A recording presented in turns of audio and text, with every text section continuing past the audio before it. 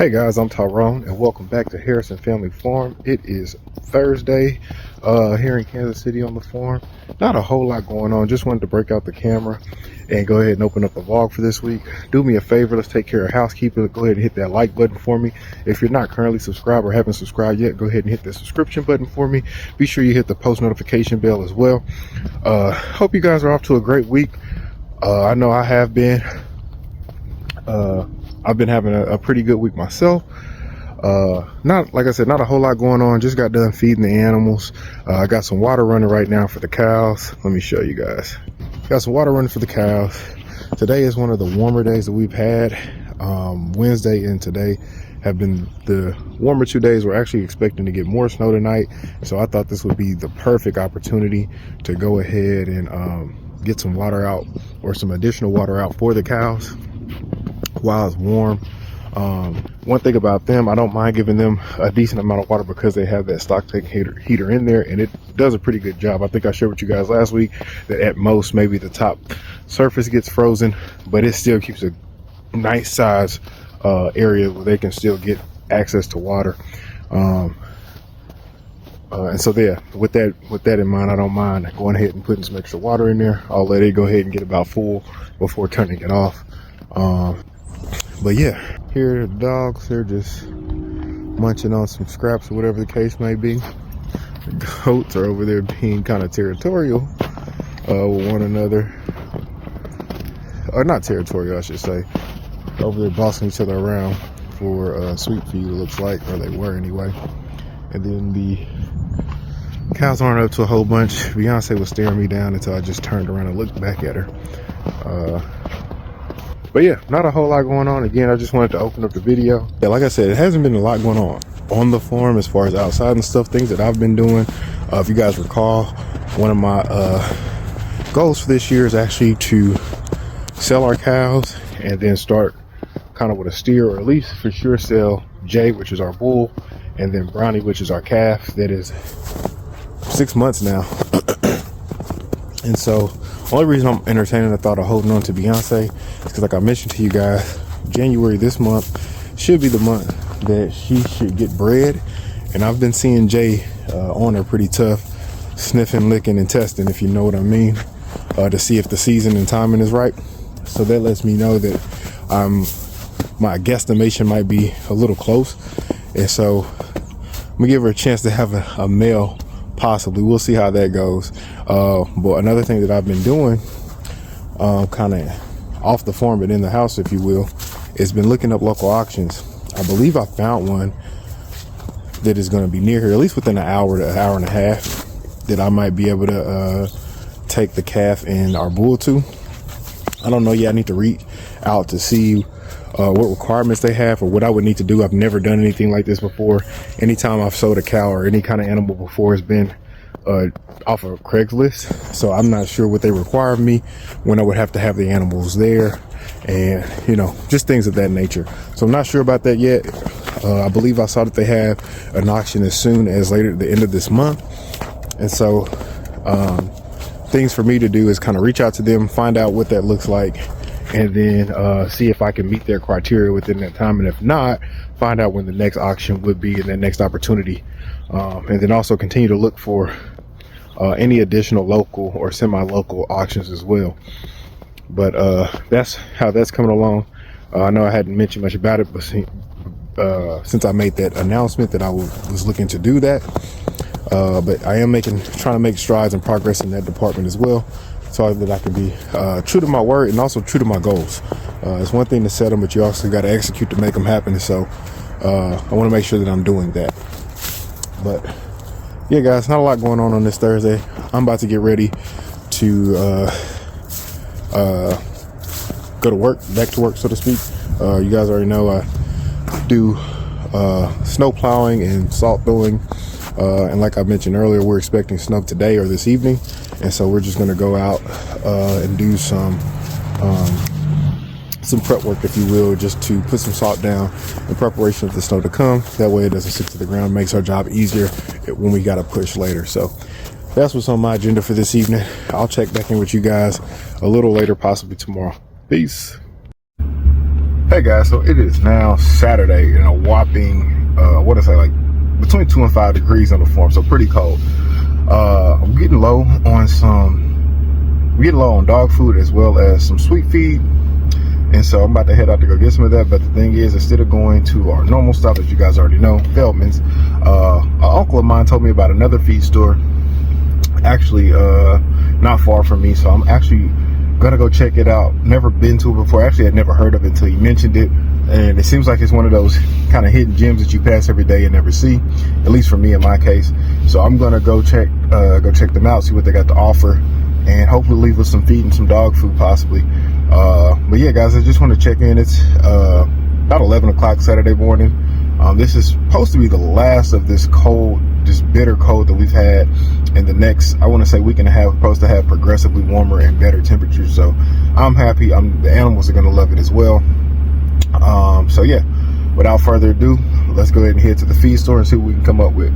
I'll check back in a bit.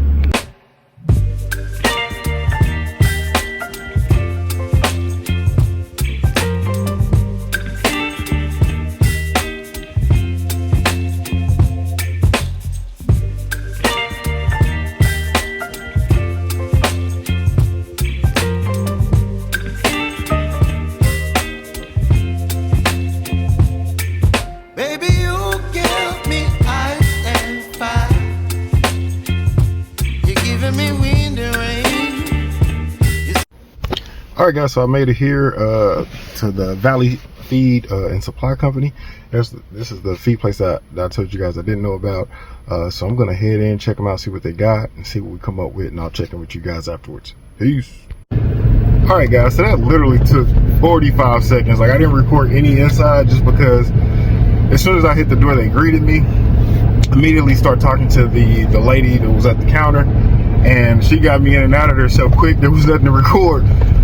So yeah, sorry about that, but when we get back to the house, I'll kind of show you guys what I got. I got 1 bag of sweet feed, 1 bag of dog food. Now, full transparency, what do I want to say? The dog food the price point was higher than what I normally pay if we're just talking raw price point, not counting dollars per pound. And the reason I say it like that is because it was more, but I bought a 50-pound bag versus I usually think at Feldman's, usually I believe they are 40 or 44-pound bags, so not quite a true 50. And then also the sweet feed was more as well, but only by about $2. And so at that point, it just didn't make sense for me to leave without it and then travel to Feldman's to go get save $2 if I would have spent it in fuel. So I went ahead and got that as well. But I am curious to see how the animals will react to the feed. I won't be giving them any today just because I'm not out of neither. This was more precautionary and just wanting to be on top of things versus running out. But when that time does come, I would like to see, kind of how they react, how they do on it, if they like it, if not. And that's going to kind of be the determining factor on if we go this route or not. But like I said, when we get back to the house, I'll give you guys more of a in-depth review. And depending upon how low I am, maybe we'll actually open one and take a look inside.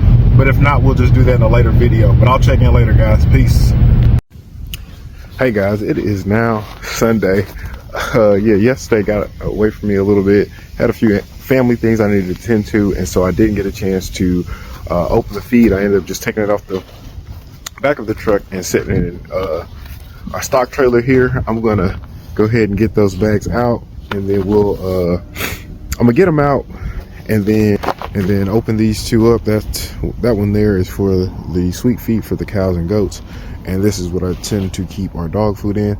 So I'm gonna open them up, get the old feed out or situated, and then get the new bags put in, and then we'll open them and take a look inside and see what we got. That's them there, the 2 bags. The blue one is the dog food, and then the brown one is the sweet feed. So yeah, guys, I'm gonna get everything situated and I'll open this back up or check back in. All right, guys, so this is our dog food value pack. It was the economical suggestion from the lady that was working there. As you can see, 26% protein, 18% fat. She said it was best for active dogs. But yeah, something economical. It is a brand I haven't heard of. We'll see how the dogs like it. I typically feed them pedigree, but I just wanted to try this out.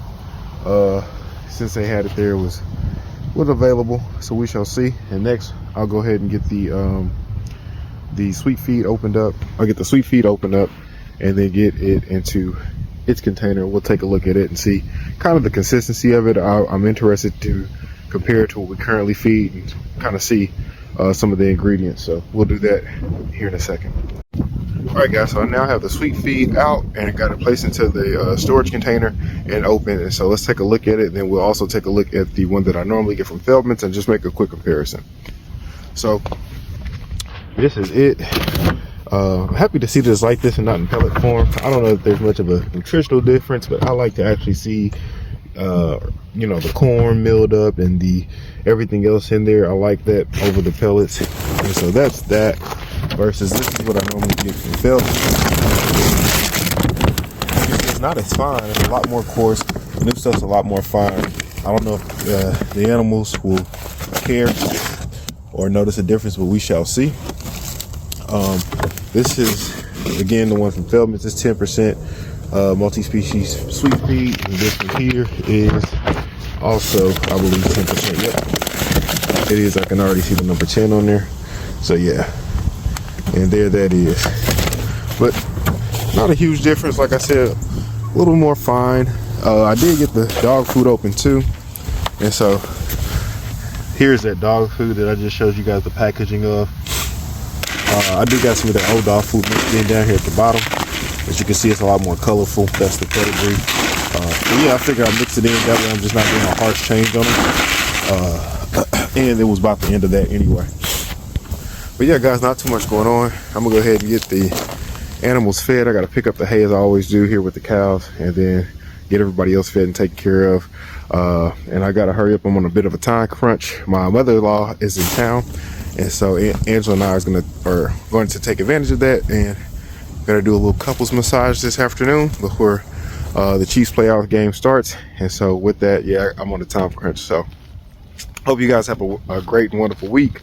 I'll be thinking about you. Leave me a comment down below. Don't forget to like, subscribe, and share, and we'll see you guys on the next one. Peace.